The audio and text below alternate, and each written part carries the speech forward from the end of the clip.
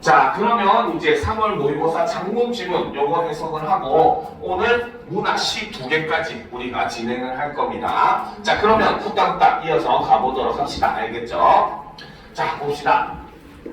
자, 다음은 장문 상황과 이를 바탕으로 학생이 작성한 초고이다. 물음에 답하시오 라는 질문이 있어요. 자, 보도록 합시다. 자, 장문 상황을 보게 되면은 자, 세계 물의 달을 맞아. 그쵸? 물 발자국에 대해 알리는 글. 그쵸? 자, 일단 여기서 우리는 이 글의 주제가 바로 뭐다? 주제는 물 발자국, 중심 소재죠. 그쵸? 발자국이 중심 소재가 되는 것이고, 그 다음에 글을 쓰는 목적은 바로 무엇이다? 알리는 글이다. 일종의 설명문을 쓰겠다라는 겁니다. 알겠습니까? 자, 그리고 이제 이걸 작성하여 자, 중요한 요소가 사실 또 여기 있어요. 교지에 실으려고 한다는 겁니다. 알겠습니까? 자, 그러면 이 글이 실리는 매체는 일단 기본적으로 뭐다? 인쇄 매체를 사용을 한다는 것이고, 그렇죠? 인쇄 매체를 사용하게 되면 뭡니까? 하이퍼링크라든지 아니면 뭐 동영상이라든지 이런 걸 넣을 수가 없잖아요. 그렇죠? 그러면 사용할 수 있는 자료의 양이 제한될 수밖에 없어요. 알겠죠? 자, 그리고 여기에 플러스 교지에 실른다고 했으니까 이 글을 읽는 예상 독자들은 바로 뭐다? 학교 친구들이다. 같은 학교에 있는 고등학교 친구들이다. 그 예상 독자는 고등학생들이다 라는 걸 우리가 판단을 할 수가 있다는 겁니다. 알겠습니까? 이런 내용들을 여러분들이 자꾸 그래서 뽑아낼 수 있어야 돼요. 알겠습니까? 자, 그럼 이제 우리가 초고의 내용을 한번 살펴보도록 합시다. 알겠죠? 자, 올려놓고 보도록 합시다. 자, 우리가 입는 청바지가 만들어지고 자, 버려지기까지의 과정에는 생각보다 많은 양의 물이 필요하다. 이렇게 얘기를 하고 있죠. 그렇죠? 자, 여기서도 지금 바로 뭡니까? 원래 우리가 이 글에서 소개하고자 했던 거는 물 발자국이에요. 알겠죠? 그런데 그 물 발자국의 이야기를 이끌어내기 위해서 가지고 온 소재가 바로 뭐다? 청바지라는 거죠. 그렇죠? 자, 그래서 이 글에서도 우리 앞에 발표 때와 마찬가지로 바로 뭐다? 독자들에게 이렇게 친숙한 소재를 언급을 하더라는 거죠. 그러니까 당연히 제일 앞부분에서 하는 역할은 우리가 흥미 유발과 그 다음에 중심 화제 제시, 이게 도입부에서 하는 두 가지 역할이라고 했어요. 그러면 그 친숙한 소재를 언급한 예는 사실상 하나밖에 없겠죠. 바로 뭐다? 독자들의 호기심을 유발한다. 혹은 관심을 집중시킨다. 이런 의미로 볼 수가 있는 겁니다. 알겠죠? 자, 그럼 이제 보도록 합시다. 그래서 만들어지고 버려지기의 과정에는 생각보다 많은 양의 물이 필요하다. 원료 생산에서 제조 및 가공, 유통 및 사용, 폐기까지의 모든 단계에서 물이 사용되기 때문이다. 그렇죠? 이때 많은 물이 필요한, 그렇죠? 이유를 이렇게 제시를 하고 있죠. 그렇죠? 그러면 많은 물이 필요하다는 게 결과고, 그 원인이 굉장히 물이 많이 사용되기 때문이다 하기 때문에 여기서는 우리가 일종의 인과의 방식으로서 지금 내용을 전개하고 있다라고 볼 수 있다는 거죠. 원인과 결과에 해당하죠. 그렇죠?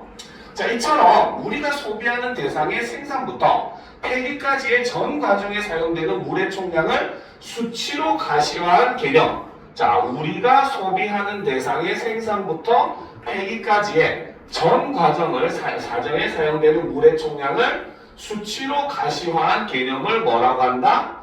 물 발자국이라고 한다라는 겁니다. 즉, 여기서는 바로 뭡니까? 바로 물 발자국의 개념을 정의를 하고 있죠. 그쵸? 그리고 이 개념을 정의하는 방법으로 이제부터 무엇에 대해서 설명할 것이다? 물 발자국에 대해서 설명할 것이다 라는 걸 제시해 주는 겁니다. 즉, 바로 뭐다? 화제를 제시해 주는 방법을 이런 방식으로 사용을 하고 있더라는 거죠. 알겠습니까? 자, 계속 보도록 합시다. 자, 물 발자국은 국가 차원으로 확장되어 한 나라의 수자원 사용 실태를 나타내기도 한다라는 거죠. 자, 처음에 이제 앞부분 도입 부분에서는 바로 뭡니까? 우리가 소비하는 대상을 기준으로서 물 발자국을 얘기했어요. 그렇죠? 근데 그 물 발자국의 의미를 이제 어디로? 국가 차원으로 지금 대놓고 확장되어서 한 나라의 수자원 사용 실태를 나타내기도 한다라고 얘기를 하고 있죠. 그렇죠? 그래서 일단 여기서는 자, 이거는 좀 이따가 정리를 해줄 건데 일단 첫 번째로 물 발자국이 하는 역할은 바로 뭐다? 한 나라의 수자원 사용 실태를 나타내기도 한다라는 거죠. 이것이 바로 물 발자국의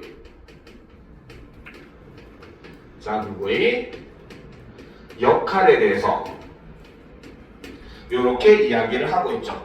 그렇죠? 자, 국가 물 발자국은 국가 내 모든 소비 대상의 물 발자국을 합산한 것으로 자, 여기서도 국가 물 발자국이 뭔지에 대한 개념을 이렇게 제시를 해주고 있죠. 그렇죠? 자, 합산한 것으로 자, 이때 자국의 수자원 사용량은 내부 물자국, 타국의 수자원 사용량은 외부 물자국으로 표시된다. 자, 그래서 내부 국가 물자국은 다시 내부 물자국과 외부 물자국으로 나누어서 할 수가 있다라고 해서 여기서는 다시 또 어떻게 분류의 방식을 사용을 해서 설명을 하고 있습니다. 그렇죠? 자, 국가에서는 이 수치를 활용하여 국외 수자원 의존도를 파악하고 국가별 특성에 부합하는 수자원 정책을 마련한다. 자, 이것이 바로 뭐다? 국가 물발자국의 역할이 된다는 거죠. 얘는 국가 물발자국의 역할이라고 볼 수 있고 넓은 의미로 보면 바로 뭐다? 물발자국이 이런 역할도 하고 이런 역할을 할 수 있다라고 볼 수 있다는 거죠. 알겠습니까? 자, 그러면 올려놓고 보도록 합시다. 자, 물 발자국은 제품이나 국가의 경계를 넘어 수자원 문제가 전 지구적인 것임을 보여주는 지표이기도 하다. 자, 지금 물 발자국의 역할이 이제 국가 차원에서 어디로? 전 지구적인 것으로서 더 확장되고 있죠. 그렇죠? 자, 그러니까 이 글에 자, 여러분들 뭐 밑에다 쓰시면 될 거예요. 선생님은 요 자료는 있지만 여기다 써줄게요. 여러분들 밑에 쓰세요. 알겠죠? 자, 지금 이 글에서 물 발자국의 역할을 설명할 때 사용한 방식은 바로 어떤 방식? 바로 소비 대상에서 그렇죠? 국가로 그리고 전 지구로 지구적인 것으로 이제 바로 뭐다? 것으로 의미를 어떻게 점차 점층적으로 확장하고 있다 혹은 확대하고 있다 이렇게 말하면 맞는 설명이 된다는 겁니다. 그래서 이 글의 전개 방식이 바로 뭐다? 점층적 확대이다 라고 보시면 된다는 거죠. 알겠습니까? 자, 그러면 이제 계속 보도록 합시다. 자, 물 발자국을 통해 한 국가의 소비가 다른 나라의 수자원 환경에 얼마나 영향을 끼치는지 알 수 있기 때문이다. 자, 이것도 역시 바로 이것에 대한 이유를 제시하고 있고 역시 설명 방법으로 따지면 인과의 방법을 사용하고 있다라고 볼 수 있다는 거예요. 알겠죠? 자, 수입 제품을 소비할 때 제품의 유통 및 사용, 폐기를 제외한 나머지 과정에서 사용되는 물은 제품을 생산한 국가의 수자원에 해당한다. 그러면 이 부분을 우리가 정확히 나누면 어때? 바로 제품의 유통 및 사용, 폐기에 사용되는 것은 바로 뭐다? 바로 소비 국가의 물 발자국이 된다는 거죠. 그렇죠? 자, 그런데 반면에 그 외에 나머지 과정, 즉 바로 뭐다? 그 원료 생산에서 자, 원료 생산이랑 그쵸? 자, 위에 보게 되면은 제조 가공, 그쵸? 바로 제조 가공에 들어가는 이것은 바로 뭐다? 생산 국가의 물 발자국에 해당한다. 이렇게 볼 수가 있다는 거죠. 알겠습니까? 요것 때문에 잘 안 보이려나? 좀 지워줄게요. 그래서 생산국가의 물 발자국에 해당하는 내용이다. 이렇게 우리가 분류를 할 수가 있다는 거죠. 그렇죠? 그래서 이 사용되는 물은 제품을 생산한 국가의 수자원에 해당한다. 따라서 국가 물 발자국 중 외부 물 발자국의 비중이 크다는 것은 무엇을 의미한다? 바로 한 국가의 소비가 제품을 생산하는 다른 국가의 환경적 부담을 가중시키고 수자원 고갈을 초래하는 등의 문제를 일으킬 수 있다. 이것과 동일한 말이다 라고 해석을 할 수 있다라고 여기서 제시를 하고 있습니다. 알겠습니까? 자, 그 다음에 이제 A 부분은 비워놨죠. 그렇죠? 자, 그랬을 때 여러분들이 이런 유형의 작문 문제에서 제일 어려워하는 게 바로 지금 옆에 쌤님이 일부러 자료를 옆에다 실어놨어요. 바로 자료 활용 문제라고 했습니다. 그렇죠? 자, 그러면 우리는 이 자료 활용 문제를 어떻게 사용할 것인가, 풀어낼 것인가 라고 했을 때 쌤님이 늘상 강조하는 거 그렇죠? 바로 뭐다? 객관식을 서술형으로 풀어내라고 했습니다. 알겠습니까? 자, 그러면 우리는 이 자료들을 어떻게 이용할 수 있는지 한번 살펴보도록 합시다. 알겠죠? 자, 첫 번째 보면은 자, 청바지 한 벌에 물 발자국이라고 해서 원료 생산에는 2565리터의 물이, 제조 및 가공에는 347리터의 물이, 유통 및 사용에는 867리터, 폐기에는 2리터의 물이 들어간다. 총 3781리터. 상상이 됩니까? 이게 어느 정도의 양인지? 그죠? 여러분들 우리 그 큰 주전자 있잖아요. 이게 보통 한 2리터 되거든요. 그거를 1500개 물량으로 사용하는 게 청바지, 여러분들이 입고 있는 바지 한 번에 들어가는 물이라고 지금 얘기를 하고 있는 거예요. 그렇죠? 자, 그러면 지금 이 자료는 사용할 수 있는 게 사실은 두 가지입니다. 근데 첫 번째는 여러분들이 쉽게 생각을 해낼 수 있을 거예요. 바로 뭐다? 이 자료는 첫 번째 도입부에서, 그쵸? 바로 뭐다? 우리가 입는 청바지가 만들어지고 버려지기까지의 과정에는 생각보다 많은 양의 물이 필요하다라고 하는 도입부 청바지 이야기의 근거로서 우리가 첫 번째로 활용을 할 수 있을 겁니다. 알겠습니까? 자, 그런데 사실 이 문제가 어려운 이유는 여기에서 우리는 한 가지를 더 파악을 할 수가 있어요. 알겠습니까? 자, 그 내용은 바로 뭐냐? 자, 보시면은 자, 지금 이 자료의 내용을 좀 살펴봅시다. 자, 청바지 한 벌을 만드는데 원료 생산이나 제조 및 가공에 사용되는 물의 양이 얼마가 된다? 2565 더하기 347 하면은 그쵸? 12, 그 다음에 1, 9, 2912리터의 물이 여기서 지금 들어간다는 뜻이 되잖아요. 그쵸? 즉 바로 뭐다? 요 두 개를 합산한 요 내용은 사실 뒷부분에 나오는 바로 뭐다? 바로 생산국의 수자원 내용에 해당하는 부분입니다. 알겠습니까? 자, 그리고 이제 그 밑에 나오는 유통 및 폐기, 사용, 폐기에 들어가는 요 내용의 내용은 바로 뭐다? 소비국의 수자원 내용에 해당한다는 거죠. 알겠습니까? 그러니까 이 자료를 통해서 얘기할 수 있는 것은 바로 뭐다? 압도적으로 생산국의 수자원 이용량이 무엇보다 소비국의 것보다 압도적으로 크다라고 하는 걸 비교해서 보여주는 자료로 우리가 활용을 할 수 있다는 겁니다. 무슨 말인지 알겠죠? 그러면은 이 부분은 바로 뭐다? 두 번째로 활용할 수 있는 부분은 아까 마지막 문단 부분에 있었죠? 바로 뭐다?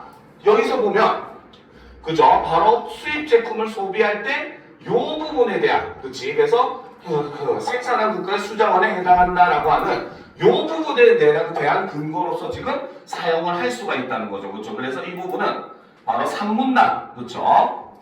두 번째는 바로 3문단에 보게 되면은, 그렇죠? 바로 생산국가, 소비국의 수자원 이용량을 비교해주는 자료로서 사용을 할 수가 있다는 겁니다. 무슨 말인지 알겠습니까? 이해가 되죠? 요거는 사실 조금 심화된 내용이기 때문에 여러분들이 바로 파악하기에는 조금 힘든 내용이긴 합니다. 알겠죠? 그래도 우리는 내신을 대비하는 거니까 선생님이 이렇게까지 다 정리를 해주는 거예요. 알겠죠? 자, 그러면 계속 보도록 합시다. 자, 그럼 일단 우리가 첫 번째 자료는 이렇게 이용할 수 있겠다라고 계획을 세웠어요. 그렇죠? 자, 그러면 두 번째 자료를 봅시다. 7-2 국가별 내 외부 물자국을 비교를 해보니까 A국은 내부 물자국의 비율이 97%고 소비 물자국, 외부 물자국은 3%밖에 안 돼요. 그렇죠? B국은 반대로 내부 발자국이 22인데 소비 발자국, 외부 물 발자국은 78이나 차지하고 있어요. C국도 역시 마찬가지 내부 물자국이 굉장히 80%로 높고 외부 물자국은 20%로 굉장히 낮은 모습을 보여줍니다. 즉 그 말은 바로 뭐다? 이 도표에서 A국과 C국 같은 경우는 바로 뭐다? 물자를 생산하는 생산국이라고 볼 수가 있고 B국은 바로 무엇이다? 이것을 소비하는 소비국이라는 걸 우리가 볼 수가 있더라는 거죠. 무슨 말인지 알겠습니까? 그러니까 거꾸로 얘기하면 바로 뭐다? 이 내용은 자, B국은 바로 뭐다? B국의 자원 이용은 어떤 결과를 초래한다? 바로 A국과 C국의 수자원 문제를 초래할 수가 있다라고 하는 산문단 내용의 근거로 사용을 할 수가 있다는 겁니다. 무슨 말인지 알겠죠? 그렇죠? 자, 그리고 이제 이거는 첫 번째 우리가 생각할 수 있는 거고 두 번째는 바로 뭐다? 아까 얘기했듯이 국가 물발자국을 분류한 이 문단의 내용에도 사실 사용을 해도 무방하긴 합니다. 알겠습니까? 이해가 되죠? 그렇죠? 그래서 이런 방식으로 한 자료라도 여러 군데 쓸 수가 있다는 것도 여러분들이 생각을 열어놓고 오픈마인드로 접근을 해줘야 돼요. 알겠습니까? 꼭 이 내용이 저것과 찰떡이야라고 하나만 고집하시면 안 된다는 거. 다각적으로 자료를 해석할 수 있는 능력도 중요한 부분이다라는 거 유념을 해둘 필요가 있겠죠. 자, 그럼 이제 두 번째 자료 신문기사를 보도록 합시다. 자, 세계자원연구소 WRI에서는 특정 국가의 물 부족 위기를 나타내기 위해 연평균 수자원의 가용량 대비 수요량을 0에서부터 5의 수치로 나타내는 물 스트레스 지수를 활용한다라는 거죠. 자, 여기서 보면 물 스트레스 지수라고 하는 것은 바로 무엇이다? 바로 연평균 수자원의 가용량 대비 수요량을 0에서 5까지의 수치로 나타내는 것. 그렇죠? 그리고 이것은 무엇을 의미한다? 특정 국가의 물 부족 위기를 나타내주는 역할을 한다라는 겁니다. 그죠? 자, 물 스트레스 지수가 높은 나라에서 생산된 제품을 수입하는 것은 그 나라 국민의 생존에 필요한 물마저 빼앗는 결과로 이어질 수가 있다라는 거죠. 자, 그러면 이 자료는 바로 어디? 바로 산문단에 있는 내용을 뭡니까? 이야기할 때 여기에 추가할 수 있는 자료로 사용을 할 수 있겠죠. 산문단의 내용을 보면 바로 무엇이다? 바로 다른 국가의 환경적 부담을 가중시키고 수자원 고갈을 초래하는 등의 문제를 일으킬 수 있다라고 하는 이 내용의 근거로서 사용이 가능하다는 거죠. 무슨 말인지 알겠습니까? 자, 그리고 이제 이 내용을 다시 또 한 번 더 똑같은 내용을 심화해서 얘기할 수 있는데 어떤 방식으로 얘기할 수 있다? 바로 기읍-2번의 자료와 연계를 하는 방향으로 하면은 훨씬 더 신뢰도 있는 내용으로서 글을 전달할 수가 있다. 내용을 전달할 수 있다. 이런 것도 우리가 생각을 해볼 수 있다는 거죠.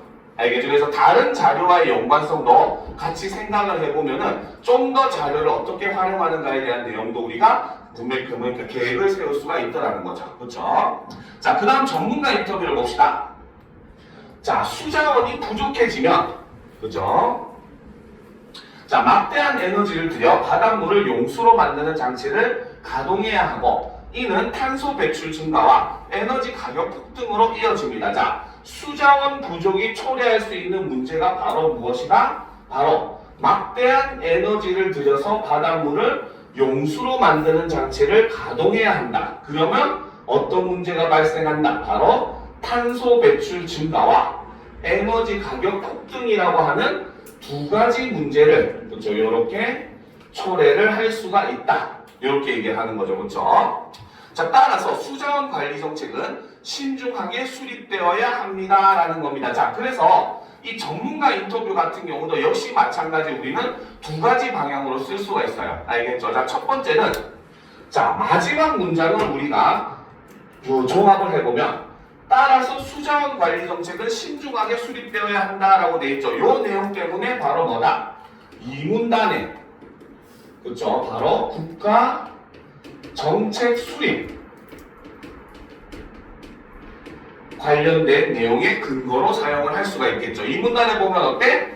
국가별 특성에 부합하는 수자원 정책을 마련한다라고 하는 내용을 보완하는 자료로 사용을 할 수가 있습니다. 그렇죠? 자, 그리고 두 번째는 아까 얘기했듯이 수자원 부족 문제가 이런 거를 초래한다라고 되어 있죠. 바로 여기서도 마찬가지 요 부분이라는 거죠. 그렇죠? 바로 뭐다? 3문단에 있는 그렇죠? 바로 환경적 부담을 가중시킬 수 있다. 이런 내용과 연계해서 우리가 볼 수가 있더라는 겁니다. 알겠습니까? 자, 그러면 이제 우리가 이런 것들을 방향성을 잡고 일단 생각을 해두고 자, 43번부터 문제를 이제 한번 살펴보도록 합시다. 알겠죠? 자, 초고에 반영된 글쓰기 계획으로 가장 적절한 것은 이라는 거죠. 그 말은 바로 뭐다? 적절한 것은 이라고 하는 것은 초고의 내용과 일치하는 것은 요것과 같은 문제입니다. 알겠습니까? 요 문제는 알겠죠? 자, 그러면 이제 한번 보도록 합시다. 자, 물 발자국 산정 방식의 한계와 보완 방안을 설명해야 된다. 이 글에서는 산정 방식의 한계와 보완 방안은 제시가 되지 않았죠. 그렇죠? 산정 방식은 나와 있었습니다. 그렇죠? 아까 어떻게 돼 있었어? 앞에 글을 보게 되면은 바로 뭐다? 물 발자국은 바로 뭐다? 소비하는 대상이 생산부터 폐기까지 전 과정에 사용된 물의 총량을 수치로 가시화한 것이고, 그렇죠? 이것은 또 국가 차원으로 했을 때는 뭐 이렇게 하고 이런 식으로 지금 얘기를 해줬어요. 그렇죠? 그래서 산정 방식을 어느 정도 설명은 했지만 이것이 가지고 있는 한계와 보완 방안은 서술되지가 않았다는 거죠. 자, 2번 물 발자국의 개념을 그렇죠? 제시가 했었죠. 제일 처음에. 자, 그런데 이것을 활용 범위를 단계적으로 확장하여 서술해야 되겠다. 그렇죠? 바로 소비 대상에서 국가로 전 지구로 이렇게 확장되는 모습을 보여줬죠. 그래서 정답은 2번이 된다는 겁니다. 알겠죠? 자, 3번 물 발자국이 수자원 관리의 기준으로 도입된 이유는 뭡니까? 제시가 되지 않았죠. 알겠습니다. 이렇게 이용할 수 있다라고 했지 왜 이거를 이런 이유로서 뭡니까? 제시했다. 그리고 더군다나 그거를 나열했다라고 하는 것도 우리가 볼 수가 없습니다. 알겠죠? 굳이 따진다면 인과의 방식이라고 보는 게 훨씬 더 낫겠죠. 그렇죠? 자, 4번 물 발자국 지표가 환경 변화에 미친 영향을 인과관계의 바탕으로 서술해야 되겠다? 요것도 틀렸죠. 환경 변화에 미친 영향을 제시하지는 않았습니다. 알겠죠? 환경 변화에 대해서는 어떻게? 외부 물자국이 다른 나라의 수자원 문제를 일으킬 수 있다라고 하는 방식으로서 설명을 했지 물 발자국 지표가 환경에 미친 영향은 나타내주지 않았다는 거죠. 자, 5번 물 발자국을 관리하지 않아 생길 수 있는 문제? 이것도 더군다나 국가별로도 분석하지 못했죠. 그렇죠? 그렇기 때문에 정답은 2번이 되는 겁니다. 자, 44번. 자, 봅시다. 자, 이런 유형의 문제는 바로 조건이 사실 굉장히 중요합니다. 알겠습니까? 자, 그러면 우리가 조건부터 한번 살펴보도록 합시다. 자, 다음은 초고에 대해 교직 편집장이 한 조언이다. 이를 반영하여 A를 작성한다고 할 때 가장 적절한 것은 이라고 되어 있죠. 적절한 걸 고르라고 했어요. 자, 그러면 조금 올려놓고 자, 보도록 합시다. 자, 이 글의 중심 제재에 대해 독자가 아는 것이 어떤 의의가 있는지를 밝히고자 첫 번째 들어갈 내용은 바로 뭐다? 중심 제재, 즉 물 발자국에 대해서 독자가 아는 것이 어떤 의의가 있는가? 이 내용이 첫 번째로 들어가야 된다는 거죠. 그렇죠? 자, 그리고 두 번째 조건은 학생들이 일상에서 행동으로 옮길 수 있는 방안을 제안하는 내용이 두 번째 담겨야 된다. 요거를 조건으로 제시를 했어요. 알겠습니까? 자, 그러면 이제 각각의 선지가 각각 어떤 조건들을 만족하고 있는지 한번 살펴보도록 합시다. 알겠죠? 자, 물 발자국은 수자원 의존도를 보여주는 지표가 된다.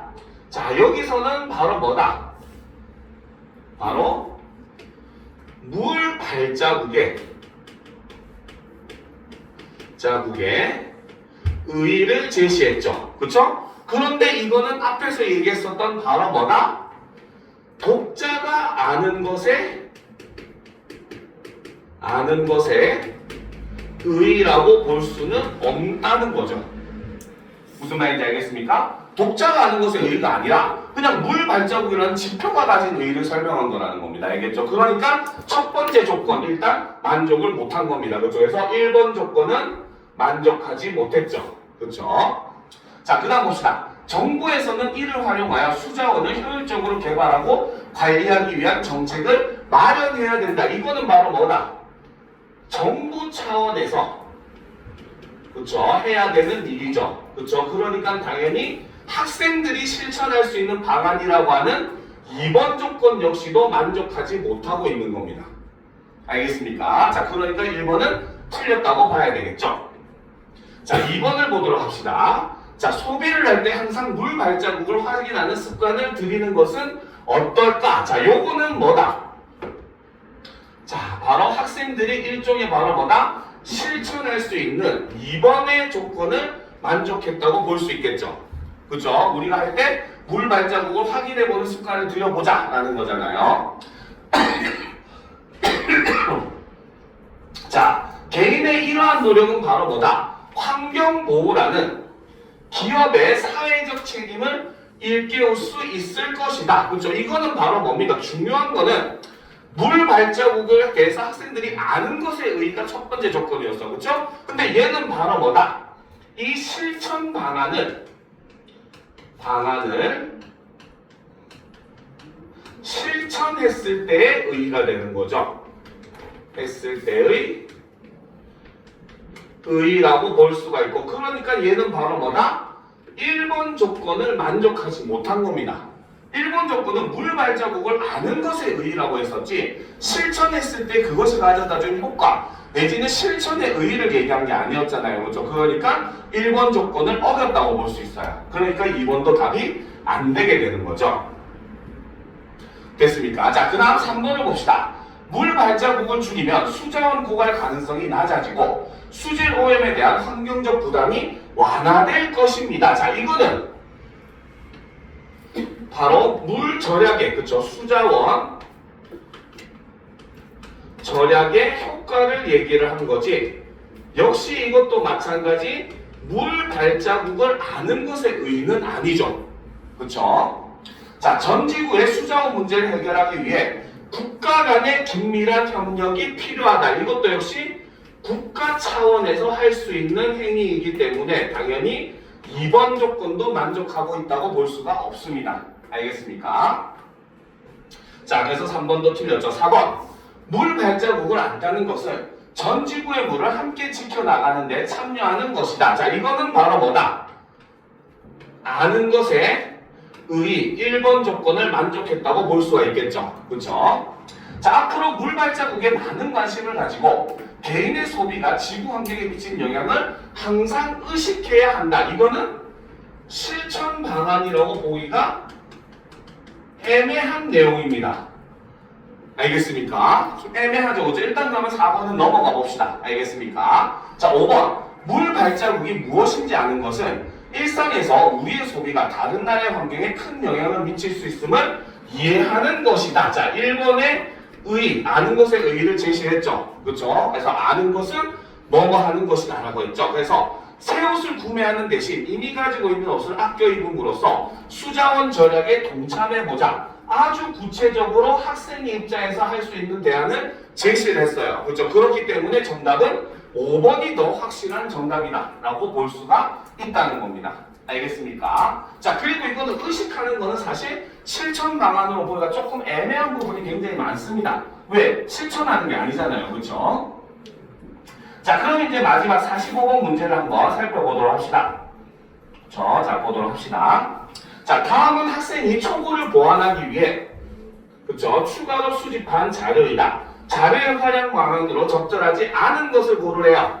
그쵸? 아까 자료에 대한 내용을 우리가 다 분석을 해봤어요. 그쵸? 앞에서. 자, 그럼 바로 선지로 넘어가 봅시다. 자, 기획-1을 활용하여 청바지 한 벌의 단계별 물 발자국 수치를 통해 청바지의 생산부터 폐기까지의 전 과정에서 사용되는 물의 총량을 구체화한 내용을 1문단에 추가한다. 아까 도입부에 추가할 수 있다고 얘기했습니다. 그렇죠? 자, 2번. 자, 기획-2를 활용해서 나라별로 다르게 나타나는 내외부 물자국의 비율이 국가별 특성에 부합하는 수자원 정책을 마련하는 토대가 된다는 내용을 이 문단에 추가한다. 요거는 우리가 아까 살펴본 거는 아니긴 해요. 알겠죠? 근데 어느 정도는 맞다고 볼 수 있긴 하죠. 그래도 혹시 모르니까 우리는 세모를 치고 넘어가 봅시다. 알겠습니까?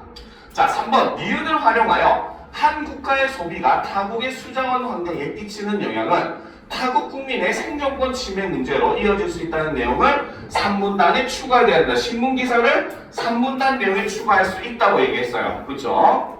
자, 4번. 기획-1과 기획-2를 니은을 활용해서 청바지 유통 및 사용에 필요한 물의 양을 고려했을 때 수자원 부족 국가가 청바지 수출량을 늘리면 해당 국가의 물 스트레스 지수가 높아질 수 있다는 내용을 3문단에 추가한다. 자, 보면은 자, 니은의 자료가 아까 신문기사의 내용이었어요. 물 스트레스 지수에 대한. 그쵸?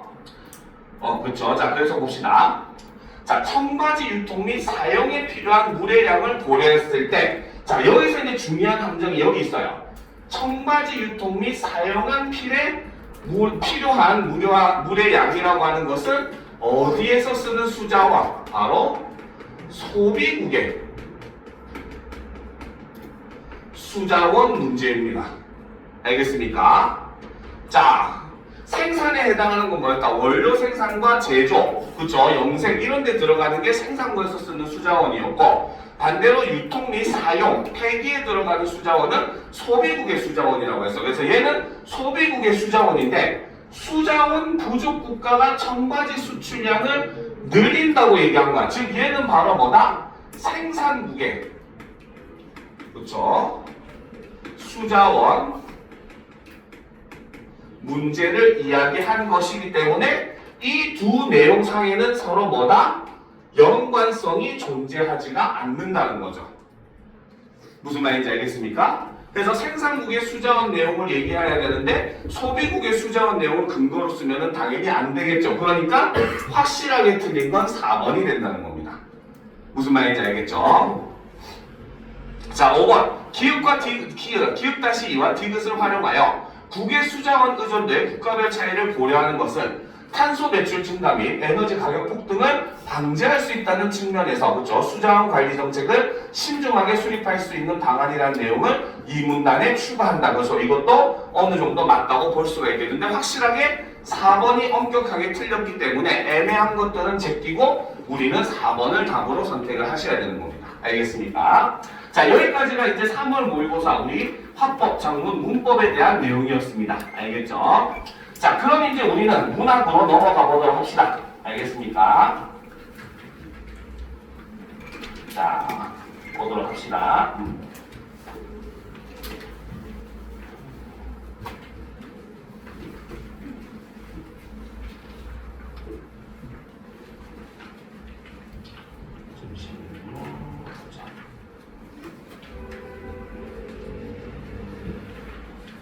자, 그러면 첫 번째 작품 바로 서해라고 하는 작품을 보도록 합시다. 자, 선생님이 이제 여러분들한테 문학 수업을 하면은 이제 특히나 이제 우리가 이런 모의고사 유형의 문학 문제를 접근을 할 때, 자, 일반적으로는 우리가 글을 읽을 때는 먼저 지문을 읽고 문제를 읽는 게 당연한 순서기는 해요. 알겠죠? 그런데 여러분들이 모의고사나 뭐 내신도 마찬가지긴 해요. 내신에서도 보면은 실제로 학교 수업 시간에 배우지 않았던 문학 작품도 함께 그 지문으로서 이제 제시가 되는 경우도 꽤 많고, 혹은 보기의 방식으로서 또 생전 처음 보는 지문들이 제시가 되는 경우도 상당히 많아요. 알겠죠? 자, 그런데 그런 유형의 문제가 나오게 되면 항상 여러분들은 다른 문제에 있는 보기를 먼저 살펴보시는 게 굉장히 중요합니다. 알겠죠? 이런 걸 우리는 키워드 문제라고 해요. 지금 이 지문들, 이 세트 문제 같은 경우는 예를 들어서 보면, 자, 여기 18번부터 22번까지 했었는데 21번 문제,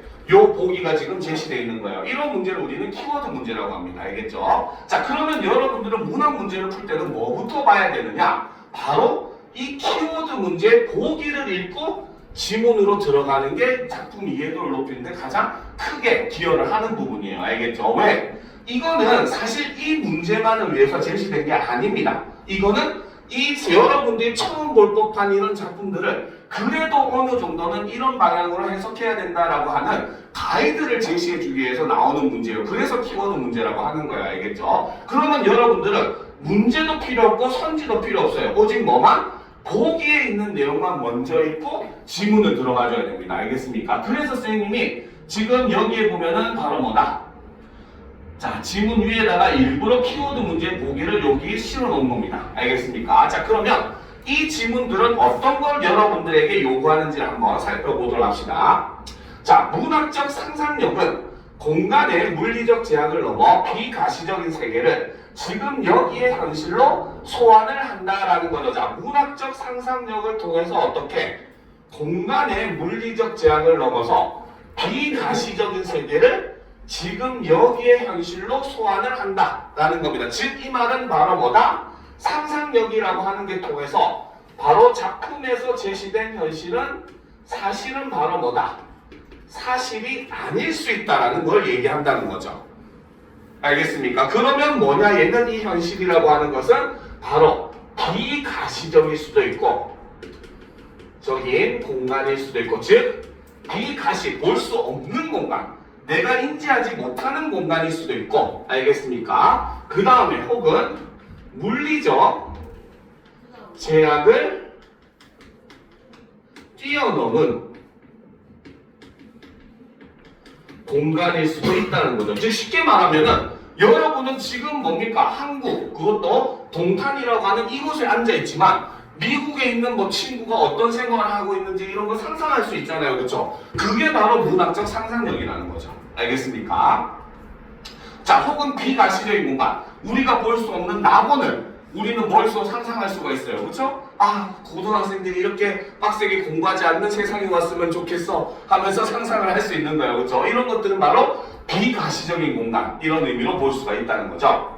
자, 가나다 세 작품 모두 다 바로 뭐다? 각각 서해, 고층 빌딩 사무실, 그 다음에 원림이라고 하는 공간을 바탕으로 삼아서 상상의 공간을 창출했대요. 그러면 가 작품에서는 바로 뭐다?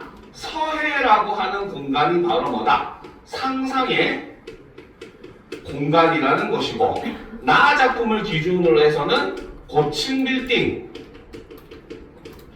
사무실이 역시 마찬가지 상상의 공간이라는 거죠. 그렇죠? 그리고 다에서는 뭐다?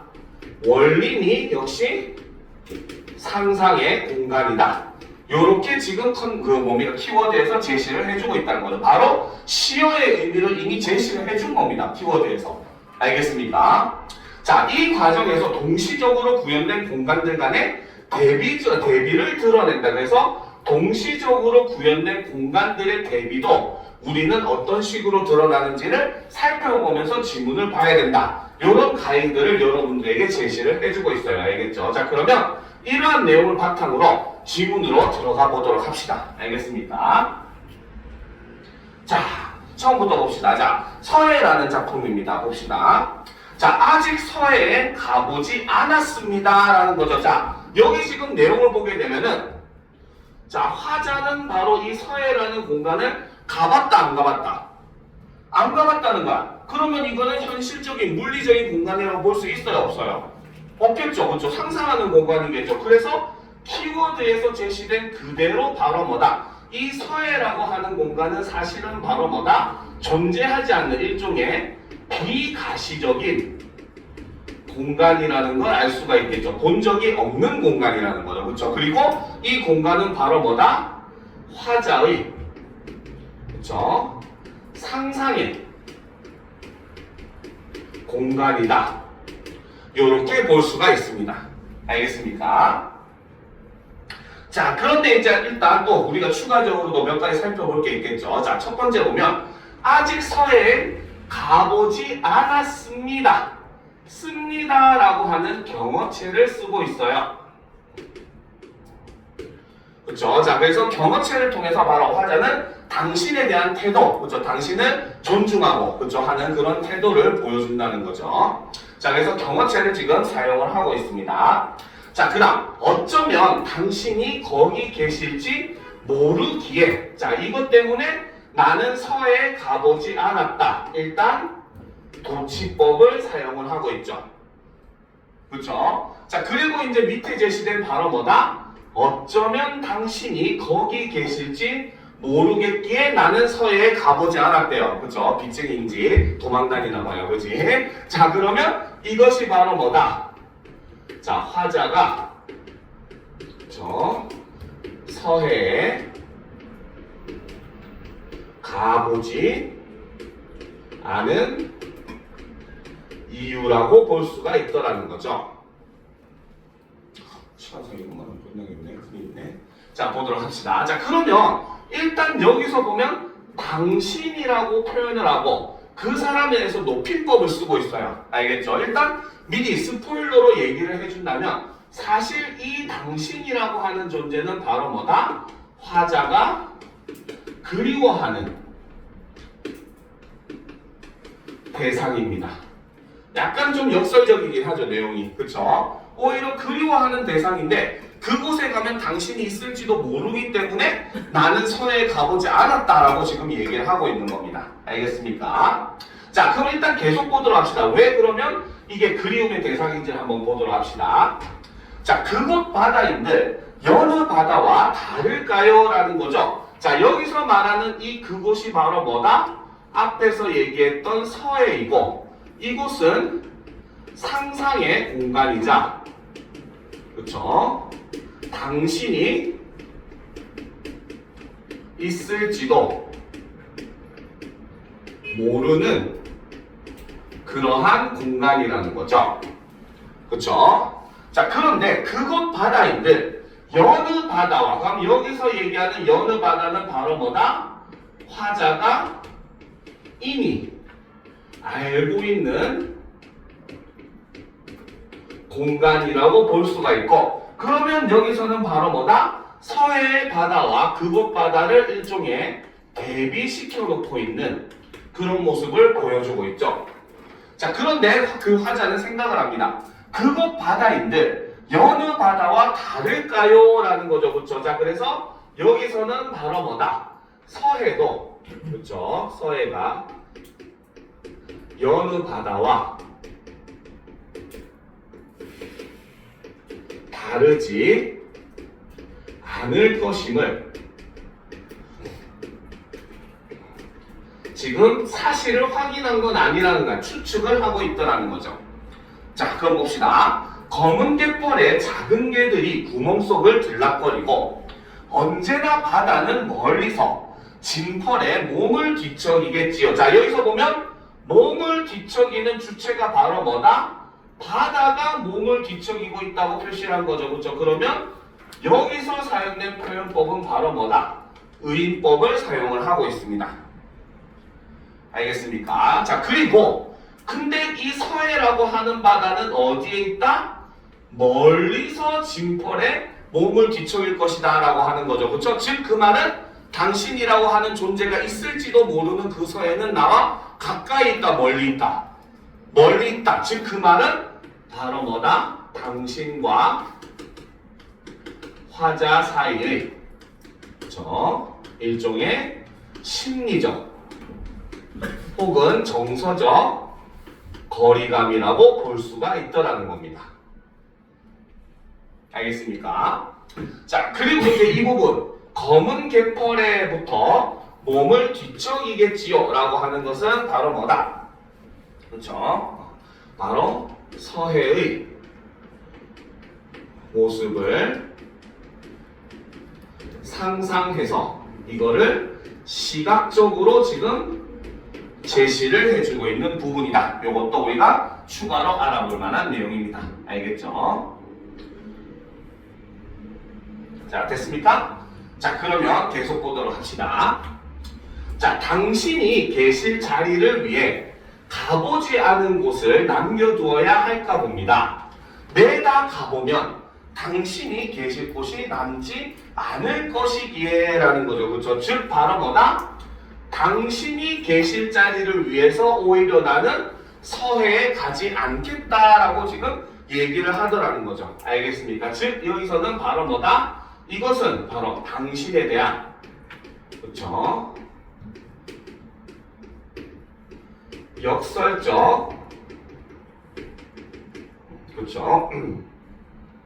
사랑의 태도가 이렇게 드러나더라는 거죠. 알겠습니까? 즉 화자가 서해에 가지 않는 이유는 바로 뭐다? 일종의 당신에 대한 배려이자 존중이라는 겁니다. 알겠죠? 그래서 여기서 이를 통해서 알 수 있는 화자가 서해에 가지 않는 것은 이꼴 바로 뭐다? 당신에 대한 배려이자 존중이라는 거죠. 알겠습니까?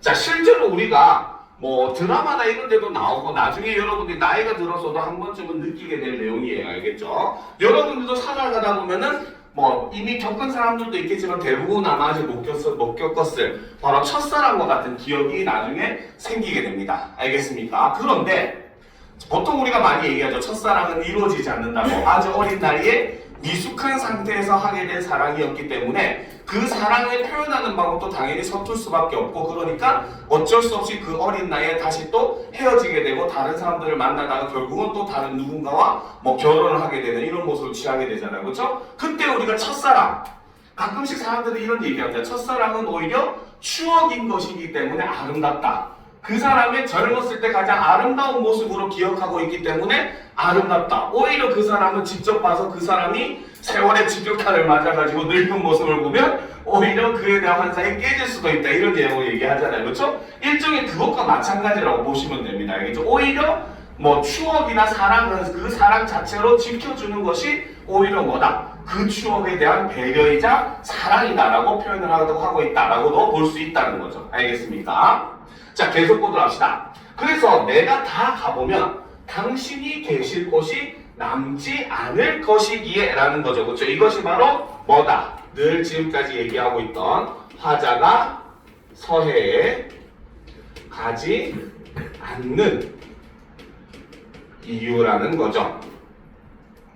자, 내 가보지 않은 한쪽 바다는, 그렇죠? 바로 이 내가 가보지 않은 이 한쪽 바다가 바로 글쓴이가 화자가 상상하고 있는 바로 서해라고 하는 공간이죠. 이 바다는 늘 마음속에서나 파도치고 있습니다라는 거죠. 즉 여기서 중요한 건 바로 뭐다?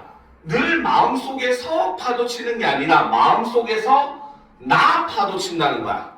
그러면 현실에는 있다 없다? 없다는 겁니다. 알겠죠? 그렇기 때문에 이것도 역시 바로 뭐다? 대상과의 거리감을 표시하는 것이다 라고 볼 수 있더라는 거죠. 알겠죠? 그래서 이렇게 늘 마음속에서 파도치고 있을 것이다 라고 얘기를 하면서 이 파도는 일종의 그리움을 이렇게 시각적으로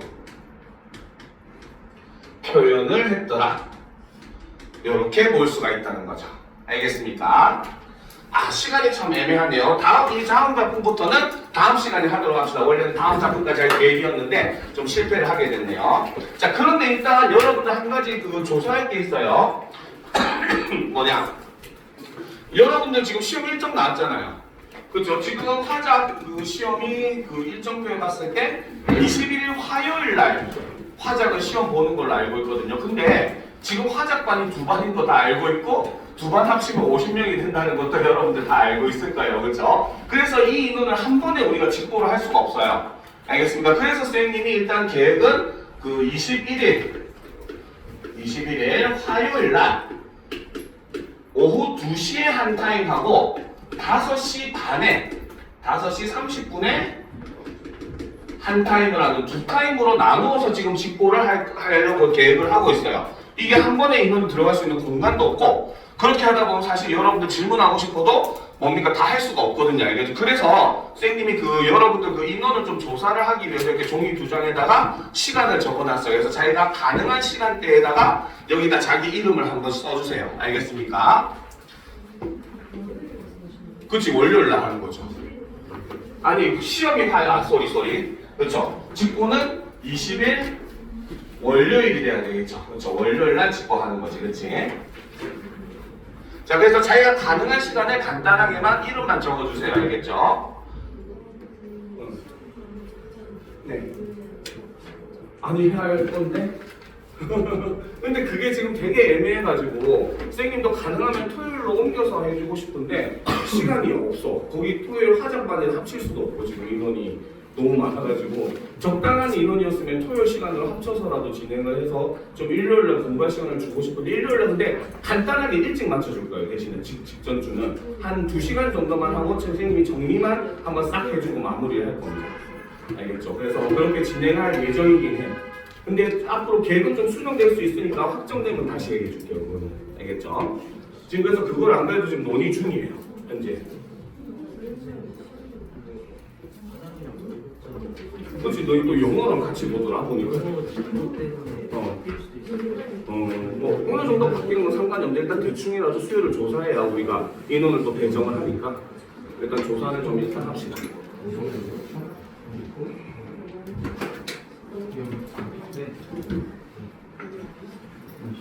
아니면 여러분들 금요일 날은 수업할 수 있어요 혹시? 여러분들? 금요일 날 저녁에 한 7시나 6시쯤? 안 돼요? 다른 학원 때문에 안 되나? 왜냐면 그 다음 주 월요일 날 바로 또 시험, 수학 시험인 걸로 알고 있는데 일요일 날 솔직히 수업하기가 조금 되게 애매해가지고 만약 근데 시간도 옮기기도 지금 현재 애매한 상황이거든요. 그래서 안 옮기게 되면 선생님이 한 2시간 정도만 그냥 짧게 전체 내용 요약해주는 걸로만 하고 마무리를 하려고 하고 옮길 수 있으면 옮겨서 이제 같이 하면 더 좋다라고 하고 있는데 사실 현실적으로 지금 인원들 때문에 들어갈 장소도 많이 없어가지고 지금 현실적으로 지금 되게 힘든 상황이긴 해요. 그래서 어제부터 안 그래도 지금 원장님이랑 논의를 좀 많이 하고 있어요. 이 부분에 대해서. 그래서 좀 대안이 확정이 되면은 다시 한 번 더 공지를 해주겠습니다. 알겠죠?